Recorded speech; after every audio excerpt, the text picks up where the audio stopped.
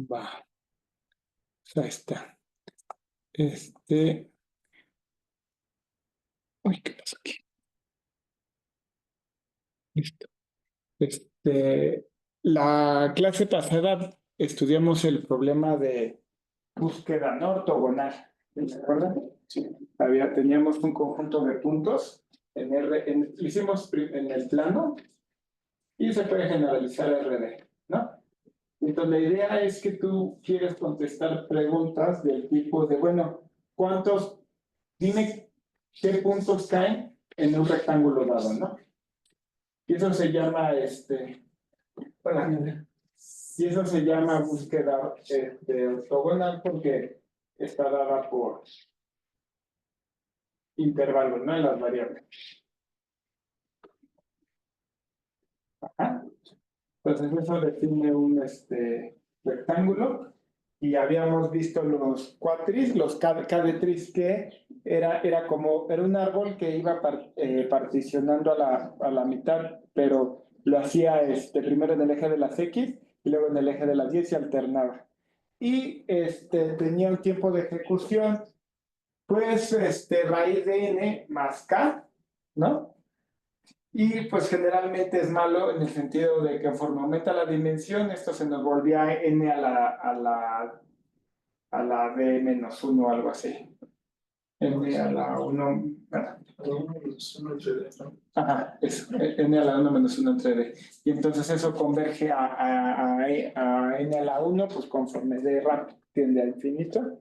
Y entonces, pues vamos a ver otra manera de hacerlo para hacerlo más rápido.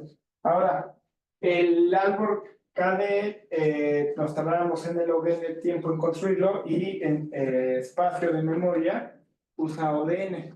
Entonces aquí quiero que vean cómo tenemos ODN de almacenamiento y tiempos de consulta de básicamente raíz de n. ¿Vale? La idea es que vamos a mejorar el tiempo de consulta pagando un poco el precio, vamos a pagarlo en almacenamiento. Ajá. No va a ser mucho, pero eso pasa generalmente en algoritmos. O sea, tú puedes como que muchas veces cambiar tiempo de ejecución si guardas más información y viceversa. ¿Ok? Entonces vamos a ver otra manera de hacerlo. Y la idea es otra vez, es darse cuenta en dos dimensiones, ¿no? Que una consulta en dos dimensiones realmente consiste de una consulta en X y una consulta en Y, ¿no? Entonces, la idea es que en vez de alternar en dimensiones como lo habíamos hecho, vamos a primero hacer la consulta en X y luego vamos a hacer la consulta en Y. Entonces, primero hacemos la de X y luego la de Y. Entonces, para hacerlo, vamos a armar un árbol, pero en cada nodo del árbol, ese árbol va a ser como el que hicimos para una dimensión, pero la diferencia es que en cada nodo del árbol vamos a guardar el árbol con respecto a las Y. Ajá. Entonces la información se va a repetir, pero no va a ser mucho.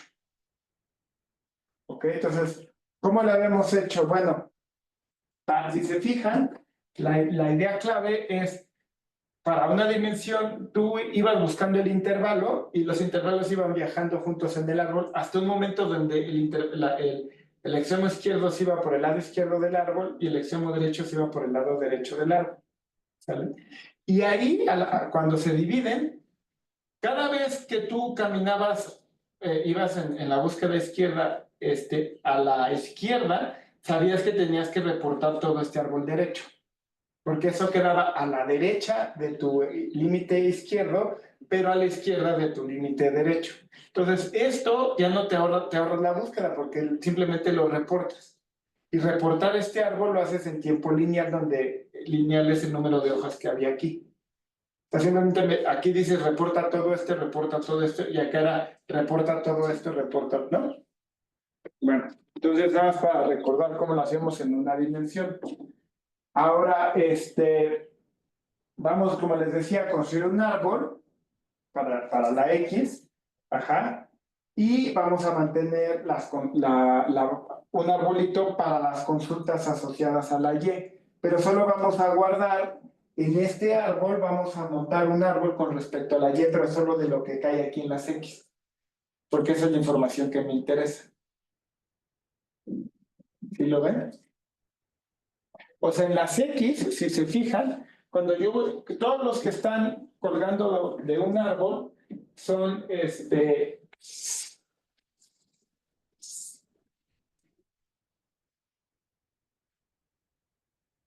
las X, cuando yo estoy en un nodo, todo el subárbol, todas las hojas que están colgando sobre ese nodo son intervalos en X, ¿ok? Entonces monto un árbol de búsqueda sobre las Y, pero solo sobre los nodos de este intervalo, ¿ok? Solo sobre los que cuelgan debajo de esa X. Porque esos son los que ya me interesan. Una vez que digo, ya que tienes que reportar todo, o sea, en una dimensión, el algoritmo era, reporta todos los que están aquí. Sí, pero ahora también necesito que la Y esté bien. Entonces, reporta a todos los que están aquí y que además que estén en el intervalo de las Y. Entonces, lo que haces es ahora hacer una búsqueda por el eje de las Y para ver cuáles reporta. Entonces, son dos búsquedas anidadas. ¿Ok? Bueno. Entonces, un conjunto canónico es el conjunto de los puntos almacenados en el árbol. Un conjunto canónico, EDB es dado 1B, son todas las hojas que cuelgan de B. ¿Ok? La parte importante es que las búsquedas, o sea, que una consulta de un intervalo se puede expresar como la unión disjunta del logaritmo de n subconjuntos canónicos. ¿Ok? Pensamos a ver qué pasa cuando hacemos la búsqueda en una dimensión. Cuando hacemos la búsqueda en una dimensión, cada uno de estos que tú tienes que reportar, que reportas todo, es un conjunto canónico. Cuando yo te digo, repórtame todos los que cuelgan de este árbol, tú reportas estas hojas. Pero lo que yo digo es que estos son como mucho logaritmo de n, porque si se fijan, esto va subiendo en el árbol, en la altura. Y la altura del árbol es como mucho logarítmica. Entonces estos son como mucho orden de logaritmo de n. Entonces vamos bien, porque esas búsquedas anidadas que vamos a hacer, como mucho me van a tardar cada una logaritmo de n.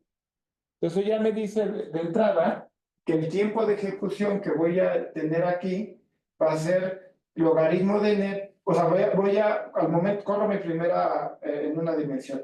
Y en vez de decirle reporta, haz la búsqueda con respecto a las 10. Pero ¿cuántas de esas búsquedas voy a hacer? Pues logaritmo de n. ¿Cuánto me va a llevar cada una de esas por las 10? Pues logaritmo de n. Entonces el tiempo logaritmo cuadrado de n más el número voy a poder reportar, bueno, más el número de vértices que tenga que reportar, voy a poder resolver mi consulta. Entonces está bastante bien porque le bajamos de raíz de n a logaritmo cuadrado de n. ¿Ok? Bueno. Eso se los dije. Entonces, ¿cómo se hacen los árboles de rangos? Pues es un árbol principal T, balanceado como el que vimos para una dimensión, y en cada nodo hay un arbolito guardado ahí. O sea, recuerden que yo en el modelo de RAM, pues, yo le puedo asociar un apuntador. O sea, yo le puedo poner aquí a este nodo, por la dirección de memoria a otro árbol. Entonces yo puedo guardar información aquí. Lo que guardo en cada vértice es el árbol armado, pero con respecto a las 10. Entonces parecería decir, bueno, sí, pero pues, va a ser mucha información, ¿no? Porque ahora antes simplemente era información constante la que guardaba y ahora estoy guardando árboles enteros en cada nodo. Pero va a resultar ser el caso que no va a ser mucha, al final no es tanta información. ¿Vale? Entonces, fíjense lo que les decía. Aquí está el árbol T, que es un árbol de búsqueda con respecto a las X, ¿no? Y aquí está cada nodo Ajá. Guarda dentro, tiene un árbol para las 10. De todos los vértices que cuelgan sobre este nodo. ¿Ok? Entonces, pues ya, lo que falta ver es bueno, aquí está el algoritmo, que es lo que les decía, ¿no? O sea, ¿cómo lo construyo? Pues bueno, pues genero el árbol binario. Es que eso no es tan relevante. Es simplemente lo vas, o sea, ¿cómo construyes tu árbol? Pues lo partes, tomas el vértice, lo partes a la mitad, ¿no? Y luego el de la izquierda, ahí construyes todo el conjunto, el árbol, pero con las coordenadas y eso lo guardas en ese nodo. Ajá, y te vas así recursivamente. Bueno, el algoritmo de consulta ya se los expliqué, creo que no vale la pena ver el pseudocódigo.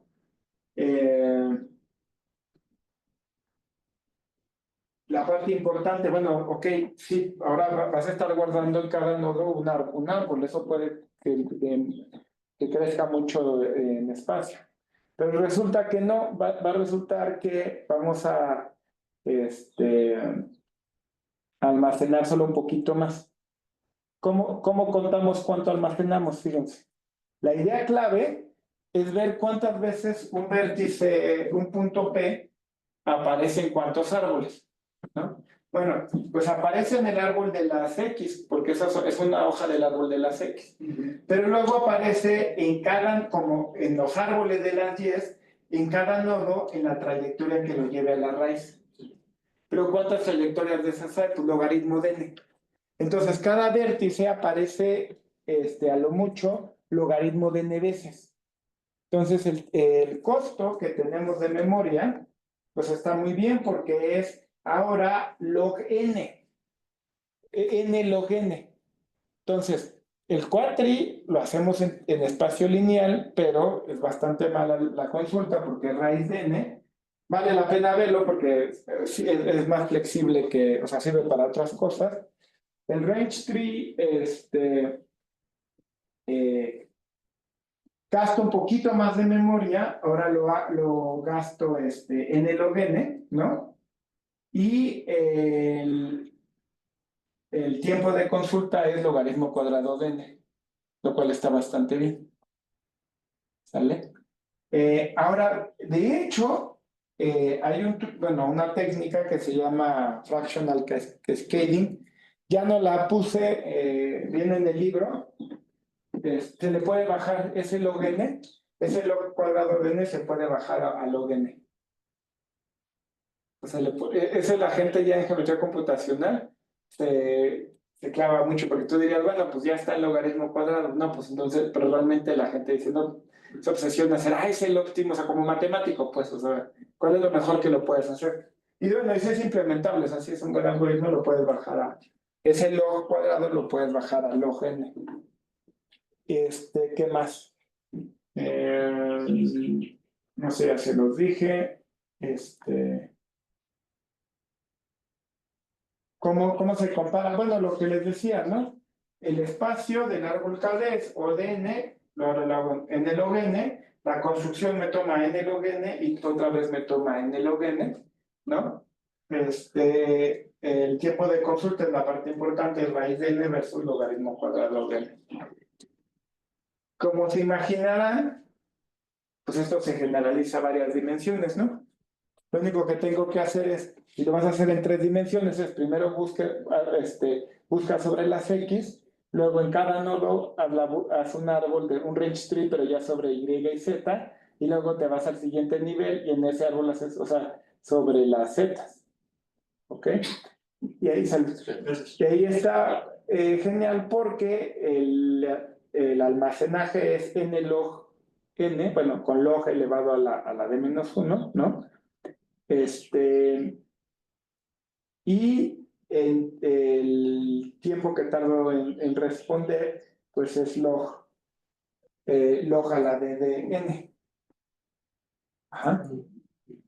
Entonces eso sí crece con la dimensión, ¿no? Pero no crece tan rápido con la con la dimensión. Ajá. Crece que es como log. Pues es como log de.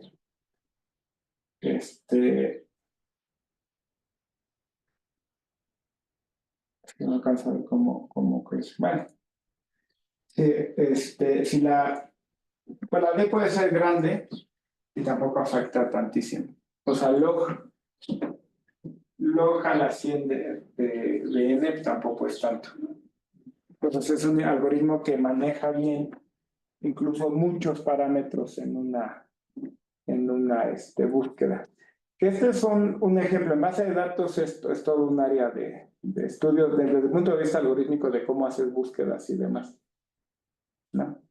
Porque ya empieza a importar el espacio. Generalmente el asunto de las bases de datos es que guardan muchísimo espacio. Entonces un n log n de espacio ya es como, a lo mejor te conviene, si vas a hacer búsquedas de pocas variables, te conviene optimizar, o si vas a hacer búsquedas, vas a hacer más búsquedas de un tipo, optimizas esas, pero no las otras, ¿me explico? Entonces ahí se mezclan ya el approach, pero lo interesante es esta relación con geometría computacional. Uy, se va a quedar muy corta la clase. Me pensé que iba a tardar más en dar range trees. Bueno, sí, esto es lo que les decía, ¿no? Como es en varias dimensiones. Primero lo hace sobre las X, luego sobre la Y, etc. ¿No? Y son árboles anidados. ¿Ok?